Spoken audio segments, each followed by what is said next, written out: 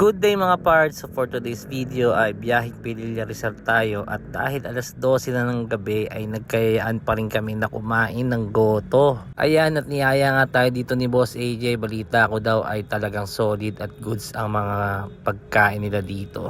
Pero ang pangdiinan nila dito ay itong kanilang tokwat baboy, tsaka yung kanilang specialty, yung arroz caldo. So ayan yung binabalik-balikan dito nila parts kapag nagpupunta sila ng Pinilya. Grabe, hindi tinipid sa laman ng manok, tsaka meron pang isang buong itlog. So loaded na loaded to. Ang tanong, mauubos ko kaya? Ito na nga, timplahan na natin ng paminta. Ito yung challenge dito, yung kumain ng mainit. Grabe, nakakapas. Pero syempre, enjoy ang arroz caldo kapag mainit. Pero grabe panalo yung lasa ng arroz caldo dito sa Pililya ha.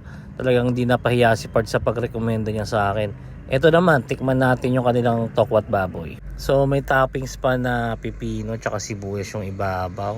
At ayan, tinikman na nga natin ang tokwat baboy. Grabe, yung suka masarap, manamis-namis. Guys, ito na-typean ko yung suka ng kanilang tokwat baboy. Yun naman talaga yung magdadala dun sa tokwat baboy natin eh. So dahil nabilin tayo sa paminta, ito lagyan natin ng chili garlic. Ayan, pampagana. So masasabi ko is masarap yung kaldo ng arroz caldo nila. So syempre iba yung lasa ng beef na goto, pero iba rin syempre yung lasa ng arroz caldo. Lasang-lasang yung pinagpakuluan ng manok. Grabe, sarap, malasa, hindi natipid. So props din pala dun sa suka nila na masarap. So type natin yung suka, ayos yan, nagustuhan natin.